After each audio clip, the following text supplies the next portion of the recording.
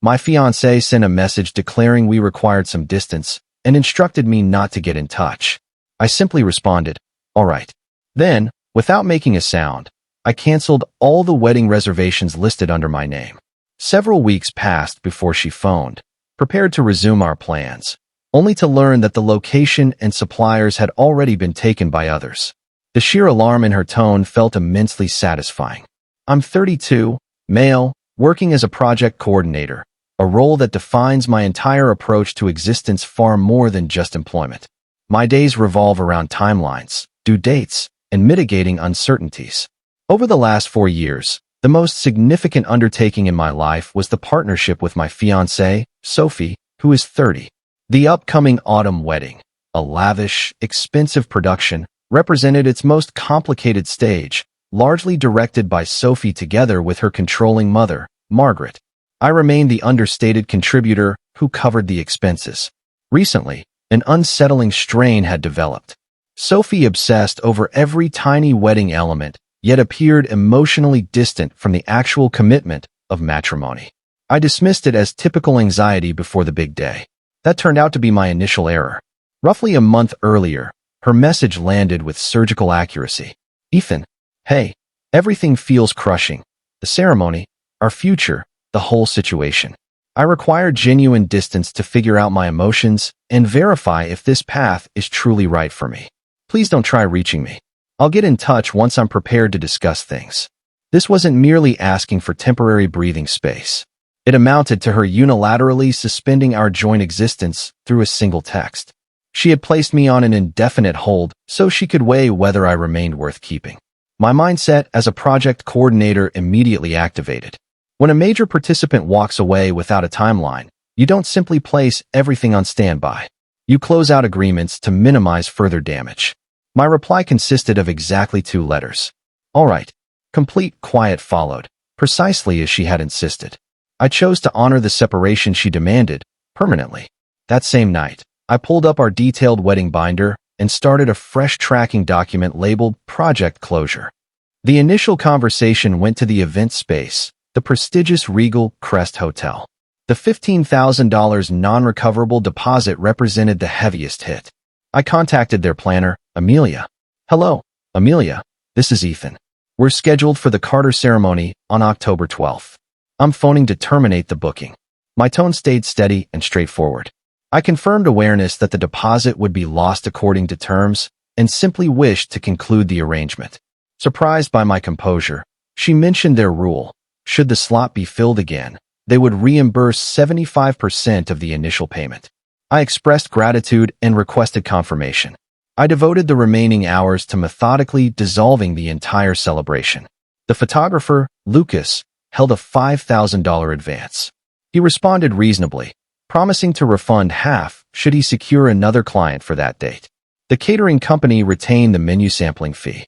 The florist kept their $2,500 portion. The jazz ensemble's $1,000 stayed with them.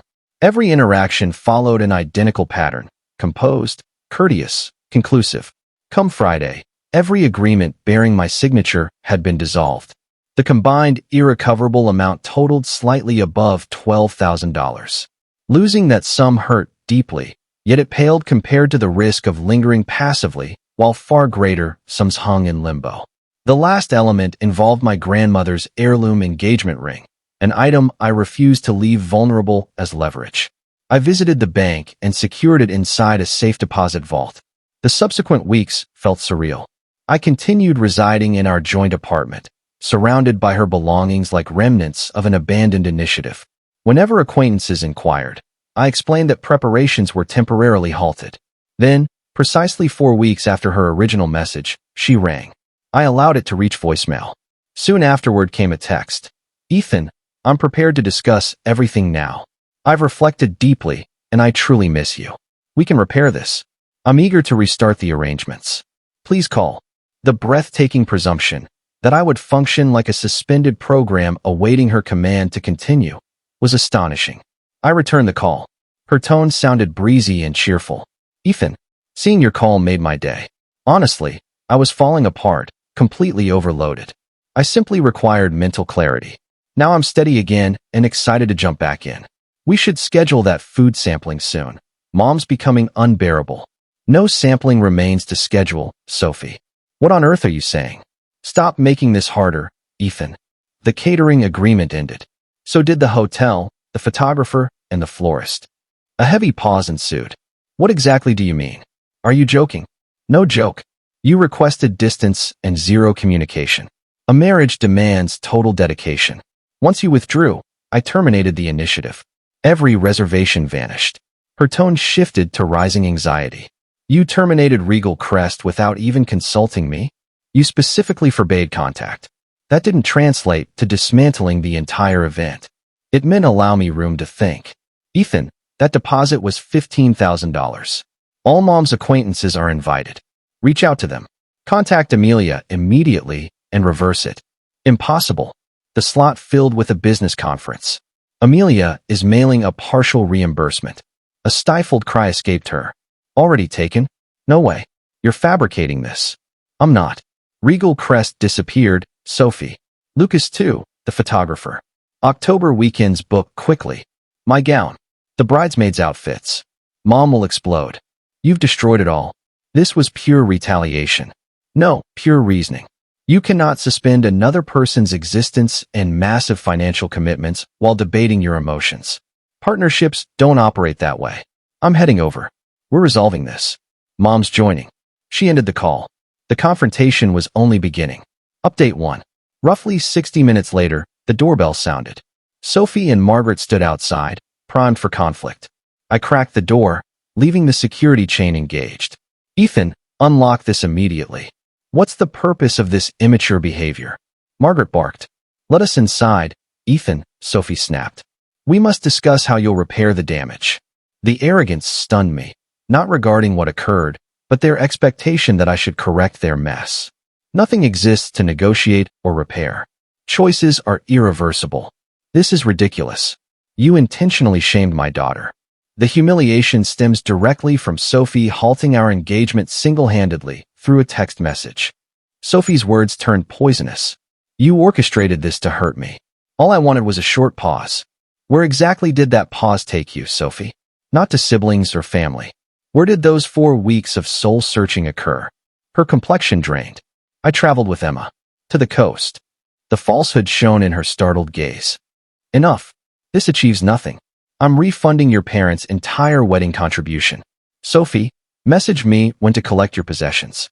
They'll be boxed. Margaret sneered. She resides here. You cannot evict her. Her name isn't on any lease. She's no longer permitted entry. Provide a pickup window. I began shutting the door. Sophie's fingers lunged forward. My grandmother's ring, Ethan. Hand it over. The boldness. You mean my grandmother's ring? It belongs to my lineage. You gave it during the proposal. It's mine now. It constituted a conditional offering. The condition, marriage, failed. You're keeping it. It rests inside a bank vault. I closed and secured the door. Their shouts regarding attorneys gradually subsided. The following day, underhanded maneuvers commenced. Margaret phoned my father, weaving a narrative of my supposed emotional collapse. Fortunately, Dad recognized the distortion. Once I outlined the message, the prolonged silence, and the ring situation, he stood completely with me. She halted everything and then resented you for accepting her terms. You handled it correctly. I'll deal with Margaret. That eased considerable pressure. Yet Sophie persisted. The next morning brought an email from Human Resources. Someone lodged an unnamed grievance via the conduct hotline, alleging my chaotic private circumstances fostered a harmful workplace and cast doubt on my competence handling vital assignments. It represented a deliberate, malicious effort to undermine my livelihood. I promptly conferred with the HR leadership. I presented the facts serenely. I believe this connects directly to my recent engagement ending. My ex-partner struggles to accept it. Rest assured, my private matters will never affect my duties. They valued the openness. Although protocol required investigation, they evidently doubted the claim's legitimacy. The assault intended to unsettle me instead reinforced my determination. This extended beyond a simple parting. It had become outright hostility directed at me. She would soon discover that project coordinators invariably prepare contingency measures. Update 2. The sense of entitlement escalated dramatically. The The HR matter dissolved once I supplied an edited chronology. My track record spoke volumes, and authorities classified the grievance as spiteful. Still, it revealed Sophie's merciless tactics. Then arrived an unexpected visit. Returning from exercise, I noticed Margaret's vehicle nearby. I parked farther off and observed Sophie, Margaret, plus her father Henry pounding on my entrance for almost an hour. They aimed to force entry. I remained in my vehicle, outlasting their effort. The central dispute concerned property and money. I transferred her parents' complete wedding funding back to them. Margaret replied via Henry's account. This partial sum proves inadequate. We insist on repayment covering our portion of forfeited deposits, alongside damages for profound emotional suffering and public disgrace. They expected me to compensate for consequences of their own conduct.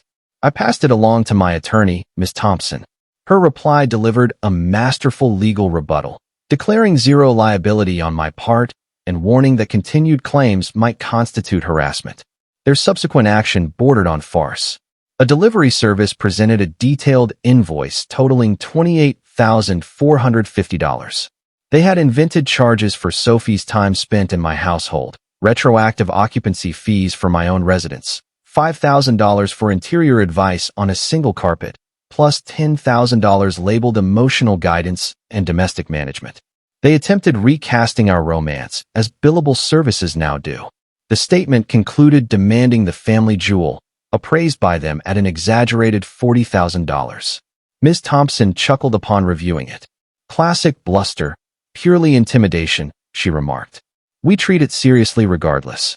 Here my response transitioned from defensive to proactive. Investigation uncovered that Sophie listed my residence as the legal headquarters for her freshly launched event design venture, without permission. That became my advantage. Ms. Thompson composed a forceful cease and desist document. Masterfully worded. It ordered immediate cessation of utilizing my address for commercial registration and required verification inside 15 days. It declared any future correspondence directed there would return unopened. It reiterated the ring's status as an irrevocable conditional present, including an official gemological valuation of $14,000, and suggested their inflated figure hinted at deceptive intent. It highlighted their ridiculous billing as potential proof of intimidation and unlawful pressure, granting Sophie 10 days to schedule an observed retrieval of belongings at the property's service entrance.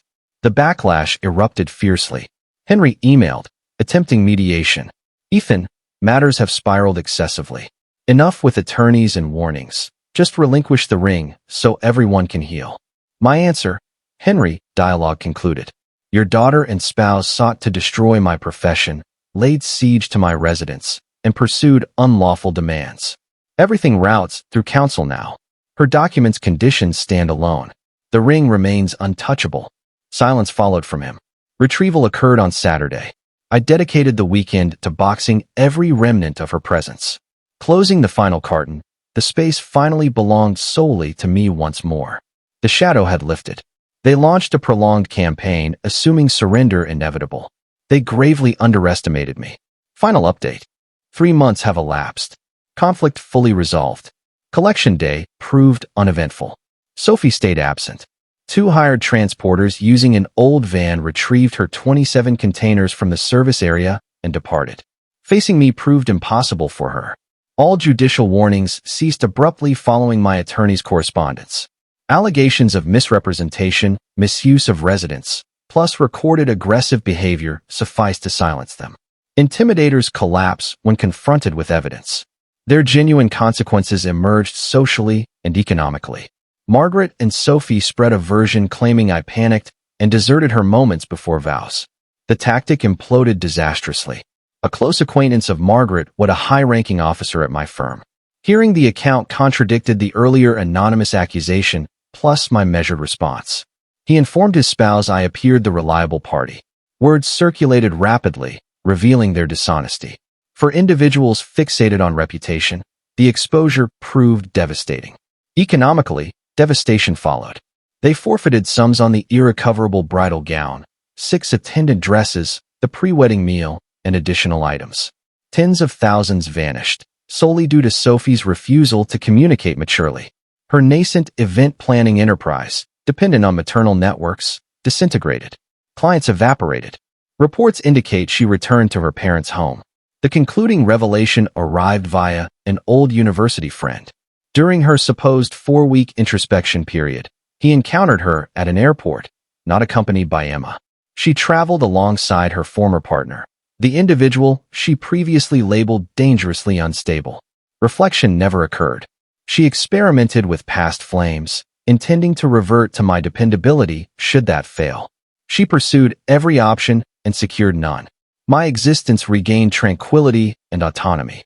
The $12,000 sacrifice aches somewhat, yet I regard it as freedom's cost. I disposed of her chosen carpet and selected one matching my taste. Grandmother's ring remained safeguarded. It briefly carried negative associations. Recently, my cousin became engaged. He and his partner form a wonderful pair, though finances constrain them. I'm passing the ring onward, allowing it to launch a fresh, joyful union grounded in authentic mutual respect. This offers the ideal method to purify a cherished family peace, replacing traces of greed with sincere affection. The payback stayed subtle and methodical rather than theatrical. It embodied the calm, meticulous application of outcomes. She demanded isolation, so I granted absolute detachment. She and her relatives believed pressure would compel capitulation. They failed to recognize they confronted not a heartbroken wreck. They faced a meticulous project coordinator. When an endeavor turns irredeemable, logic dictates minimizing damage and advancing. My current endeavor focuses on myself, and after years, the horizon appears genuinely promising.